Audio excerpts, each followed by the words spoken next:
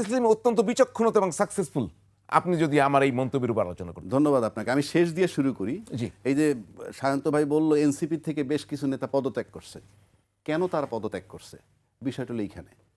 পদত্যাগ করছে যে আমাদের দেশের যে রাজনীতিগুলো হয় আলটিমেটলি প্রতিহিংসা পরায়ণ রাজনীতি হয় সময়ের ব্যবধানে।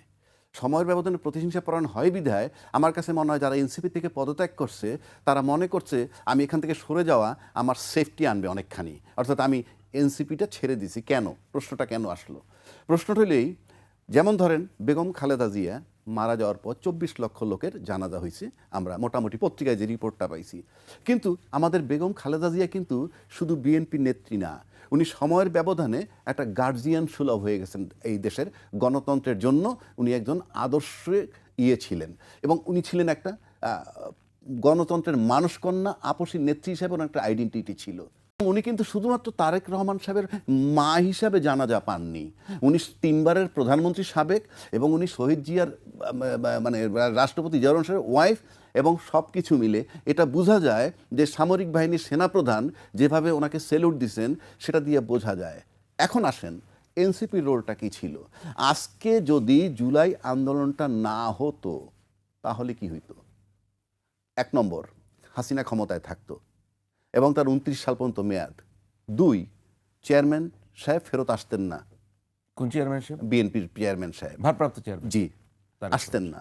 3, বেগম খালেদা জিয়ার জানাজা কোথায় হইতো, দাফন কোথায় হইতো, এটা আমরা যেহেতু শেখ হাসিনাকে খুব ভালোভাবে চিনি, সেক্ষেত্রে আমরা অনুমান করতে পারি কি হইতে পারত। এবং সেক্ষেত্রে ভাইটাল রোল, যাকে তাড়ানোর জন্য 15 বছর নাকি সবাই আন্দোলন করেছে, সেই 15 বছর আন্দোলন করেছে একটা সময়ের ব্যবধানে আমরা দেখছি দায়িত্বশীল বড় দল বলছে এই আন্দোলনের সাথে তারা নাই। ভালো কথা, নাই। তারপরেও বিএনপির বহু লোক ওখানে আন্দোলনে গেছে। কেন? তারা হয়তো স্বতঃস্ফূর্ত হয়ে গেছে, অন্যায় অবিচারটা দেখে চরম মাত্রায় তারা গেছে। যাওয়ার পর যে পরিস্থিতিটা হয়েছে আজকে, কিন্তু সেই কারণে এত কিছু আপনি যা কিছু ধরেন, তাহলে ওই যে পরিস্থিতিটা হইল সেই পরিস্থিতির কারণে কিন্তু নির্বাচন ফেব্রুয়ারিতে চলে আসলো 26-এ। এটা কিন্তু ওই জুলাইয়ের জন্যে গল্প আমরা যে যত করি, তাহলে সেক্ষেত্রে সবচেয়ে ভাইটাল রোল যারা রাখলো, অর্থাৎ আমি বলবো না 71 সালে এক জিনিস, 71 সালের মুক্তিযোদ্ধার রোলটা আমি আনছি না, আপনি যদি ডোমেস্টিক মুক্তিযোদ্ধা ধরেন, এরা কিন্তু ছিল ডোমেস্টিক মুক্তিযোদ্ধা এবং তারা সেখানে দাঁড়ায় গিয়ে বুক পাইতে দিছে গুলির সামনে, পাইতে দিছে বলে আজকে এই পরিস্থিতিটার সুবিধাটা নেওয়ার সুযোগ হয়েছে কার? যাদের 29 সাল পর্যন্ত অপেক্ষা করতে হইতো, তারা কিন্তু ফেব্রুয়ারিতে নির্বাচন করার সুযোগ পাচ্ছে। সেই যে দলটা বা সেই যে সেই ব্যক্তিগুলা সবচেয়ে বেশি জনপ্রিয় হওয়া উচিত ছিল ওই বড় দলটার কাছে, যারা দীর্ঘ 15 বছর পর্যন্ত মাঠে দাঁড়াইতে পারে নাই, অথচ সেখান থেকেই তারা বিমুখ হইয়া এখন চলে গেল, তারা জামাতে জোট বানাইলো। তাহলে জামাত কি করতে পারবে না করবে বড় কথা না, কিন্তু এই মুহূর্তে তো জামাত অন্তত গার্জিয়ান হিসেবে একটু শেল্টার তাদেরকে দিছে। এবং আপনি যদি ওই বিবেচনায় নেন, এদের কিন্তু শেল্টার দরকার। কেননা আমি এর আগে 2টা ঘটনা বলছি আপনাকে। হাদির কিলারকে খুঁজে পাওয়া যাচ্ছে না, বৈষম্য বিরোধী আরেকটা ছাত্র ওই যে হবিগঞ্জের কোন থানায় গেল, তাকে গ্রেফতার করলো একজন, এবং সে মৌখিকভাবে বলছে অপরাধী কাউরে আমি সাপোর্ট করতে এক চুল রাজি না।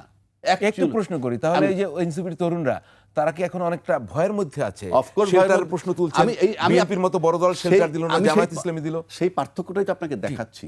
আপনি হাদির কিলারকে খুঁজে পাচ্ছেন না, তার মানে কি? হাদি বৈষম্য বিরোধী।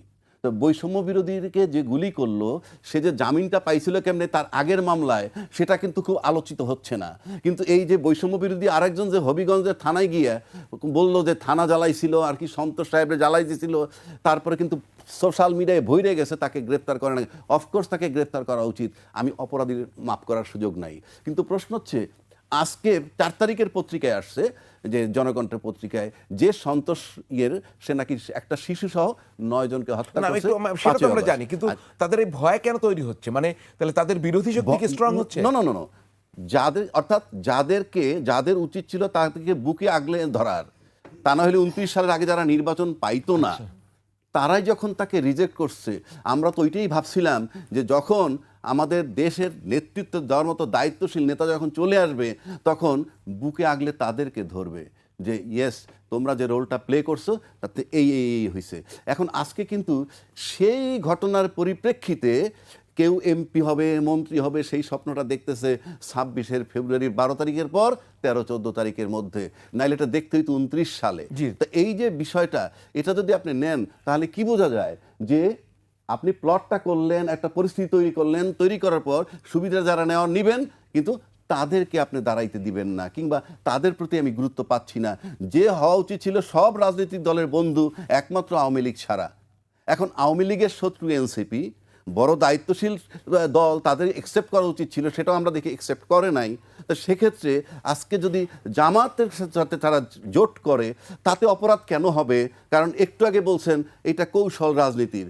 তো কৌশল আপনি করলে দোষ নাই, আরেকজনে করলে দোষ হবে কেন? এনসিপি জামাতের সাথে কৌশল করলে দোষটা